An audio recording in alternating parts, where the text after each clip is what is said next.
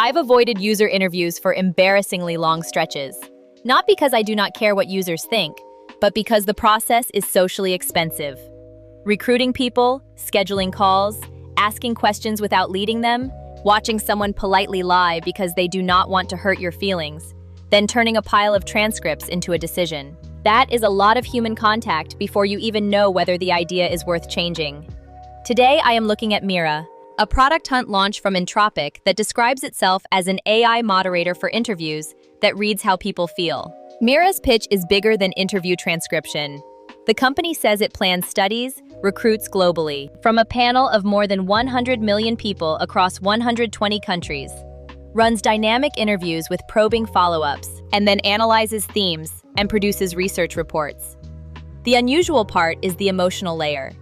Mira uses facial coding, voice emotion AI, and webcam eye tracking to capture not just what participants say, but what they seem to feel while saying it. It supports more than 70 languages, is built on 17 patents, and is trusted by more than 150 global brands. Through the introvert lens, this matters because qualitative research is one of those tasks where the truth is hidden behind social performance. A participant says, "I love it," while their face says, "I am confused and trying to be polite." A founder hears the compliment and leaves the call with false confidence. The maker calls this the say-do gap. Self-reported data is filtered, rationalized, and socially edited. In normal interviews, catching that gap requires a skilled moderator with emotional bandwidth, timing, and patience. Mira is trying to make that layer available on demand. The specific workflow I would test is simple. Pick one product question you have been avoiding because asking humans feels heavy. For example, why do people abandon onboarding? Which pricing page makes them hesitate?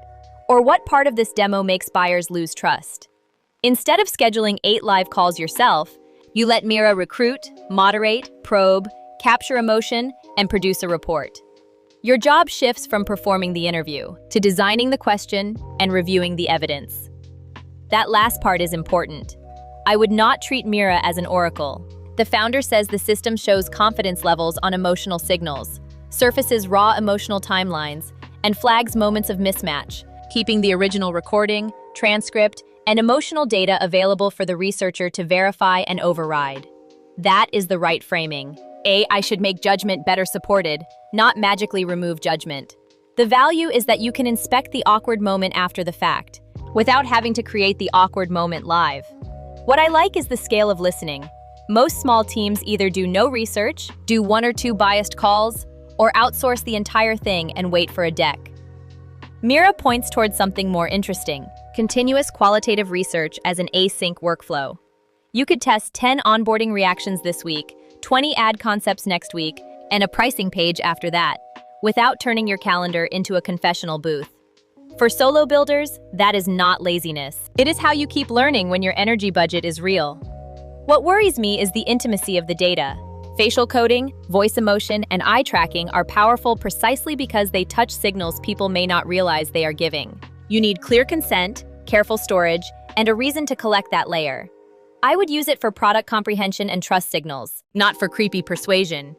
Also, emotion detection should be treated as evidence, not verdict. A raised eyebrow is a clue. It is not a court ruling. My verdict? Worth testing if you need honest user insight, but keep postponing live interviews. It is especially useful for founders, product managers, researchers, and creators who have real questions but limited social energy. Skip it if you only need a survey, or if your team will blindly accept AI summaries without checking the source moments. The strongest use case is not replacing research judgment. It is removing the performative layer that prevents research from happening at all. The bigger signal is that AI is moving into emotional labor, not just admin labor. It can write emails, book meetings, summarize documents, and now moderate the conversations we used to think required a human in the room. That should make us careful. It should also make introverts breathe a little easier. You do not have to stop listening to users. You just may not have to spend your whole afternoon proving you are good at talking to them. Learning without performing curiosity is the point.